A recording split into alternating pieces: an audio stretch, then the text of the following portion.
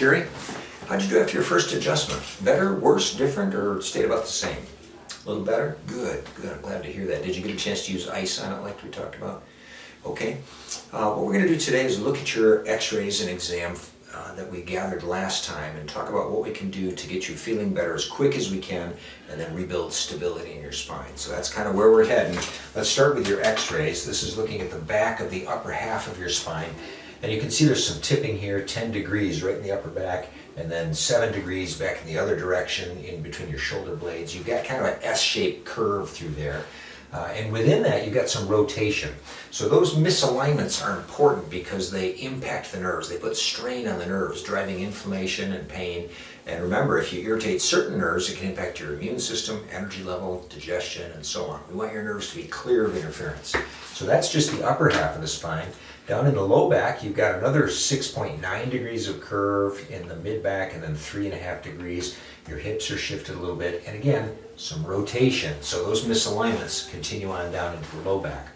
If you look at the side of your spine, this line along the back of your vertebrae should be a deep backward C shape. Yours is straight, and that's important because it adds to stress on the nerves, tugging on the nerves that run through the spinal cord there.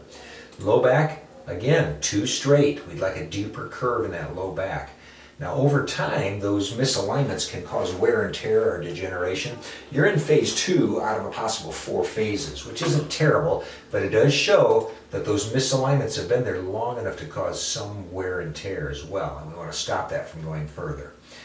We took pictures with you tipping your head forward and tipping your head back. You remember that? We were deliberately putting a little stress on the spine to see if there's any hypermobility, and in fact there is. You've got a little bit of what's called stair stepping in a couple spots here, which means that these ligaments at the back of the vertebrae were stretched or minor tears at some point in your life. That's what a residual whiplash injury looks like. So there's a little extra play in those joints, which makes it a little more of a challenge to get these realignments stabilized, but we'll work through that. So we want to do 2 things. We want to get pressure off the nerves so that you can feel better as quickly as possible, and then we want to rebuild stability in there so that you can stay healthy even though you get back to normal activities. You don't mess it up over and over and over again. So those 2 phases of care are differentiated or described primarily by an adjustment schedule that's written out here. We start with frequent adjustments for a few weeks, then it drops to less frequent as we get you feeling better and start rebuilding stability. You'll get through this the best and strongest by doing as much of the supportive care as you can. So I want to go through that with you so we both understand it. Some of these we've already talked about. We talked about using cold on it, and you said you did that, and it helped a little bit. Number 2, we talked about being careful with twisting and looking down. Remember that? How's that going?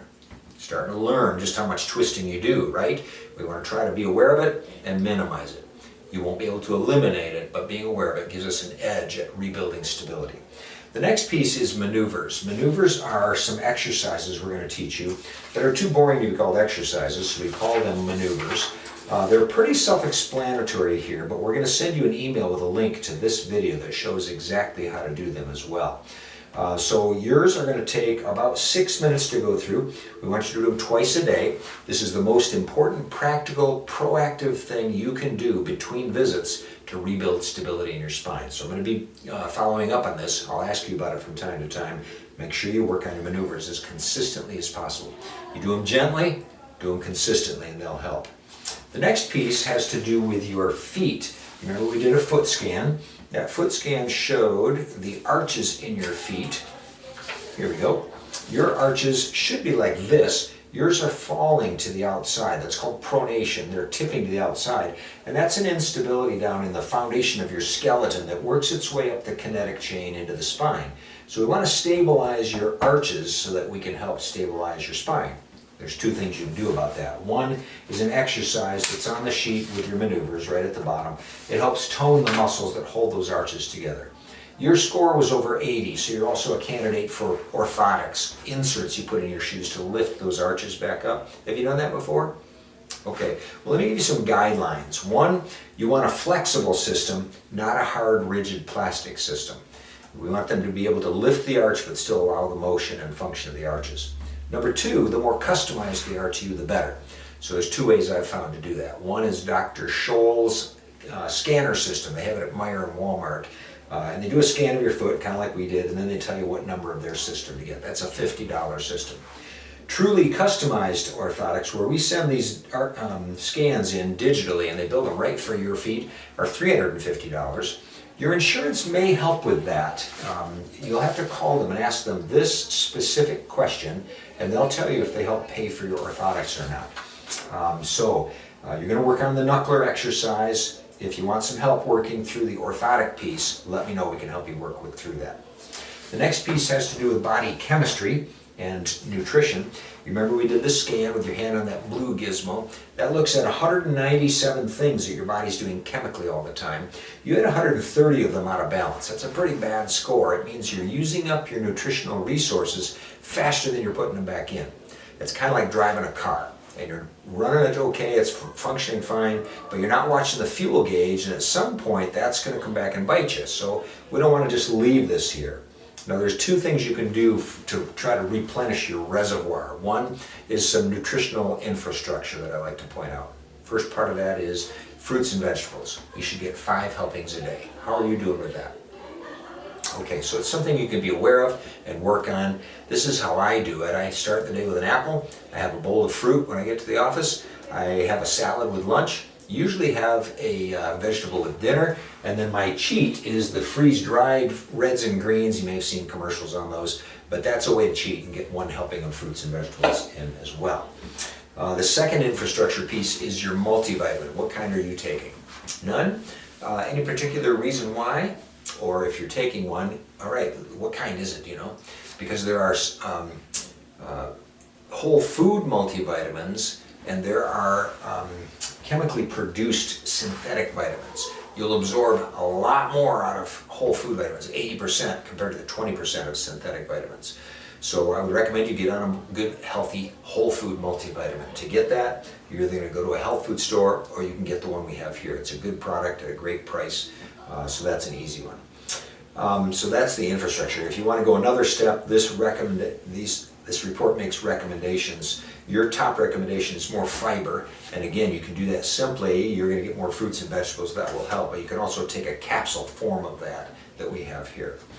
All right, the next piece of your supportive care has to do with posture and support. Let's talk about your sleeping posture. You sleep on your back, side, or stomach? On your side. All right, here's a picture of you sleeping, picture of you sleeping on your side, right there. So we have a wider head than we have a neck, so we need to have more support under our neck than under our head. This is also true if you lay on your back. You need more support under your neck than under your head. So that's why they make those contour pillows to help support that. But you don't have to buy a contour pillow. You can take your current cozy pillow and take a towel and roll it up kind of like a log. And you put that in the pillowcase along the edge to hold it in place so that you have more support here than you do under your head. You'll need to experiment with the size of that roll and the density of that roll till you get what's comfortable and yet is supporting the neck. And again, the same thing is true on your back. If you sleep on your stomach, that's bad. It's bad for your neck, your back, your heart, your digestion. There's nothing good about it. And if you do lay on your stomach, that rolled up towel, you'll feel that pressure and it'll remind you to train yourself to get off your stomach. For sitting, I recommend sitting on a wobble seat like I'm sitting on here. It's an air-filled cushion that forces you to use the stabilizing muscles in your back so that you're not just getting in a position and getting lazy there. So I recommend doing that as well. Finally, in the supportive care is massage. Are you a massage person? It's good for stress management and it's good for the muscles of what we're dealing with along your spine here. So I recommend one massage encounter once a month for 30 minutes, and that will help us make progress in stabilizing your spine. Now, any questions at this point? We've covered a lot of ground. We've got one more piece to do. Any questions at all? All right, the last piece has to do with finances. We want to make this as clear and understandable and no surprises as we can for you. So there's 2 ways you can do your finances here. One is called Platinum Care, the other is called Select Care. Platinum Care is all-inclusive. Everything we talked about is on here, including your adjustments, progress exams, orthotics, nutrition, and massage. Everything's on there. Select Care is adjustments and progress exams only. In either case, you can either pay as you go, and I see your copay is $20 here, or if it helps you to prepay, you can save 20% over this 3-month care plan. So you can take this home and decide what you want to do with it. There's no pressure. Let us know how we can best support you in this. There, you can also a la carte this if you want to do the exams and adjustments only, but you also want to do the nutrition. You can add that in, and we'll help you figure out what that 3-month 20% discount would be for that. All right, next we're going to adjust you, but any questions at all at this point? All right, very good. We'll give you copies of all your reports on your way out, and if questions do come up later, they're certainly welcome, because this is going to percolate through and you'll come up with other questions. All right, let's go get you adjusted.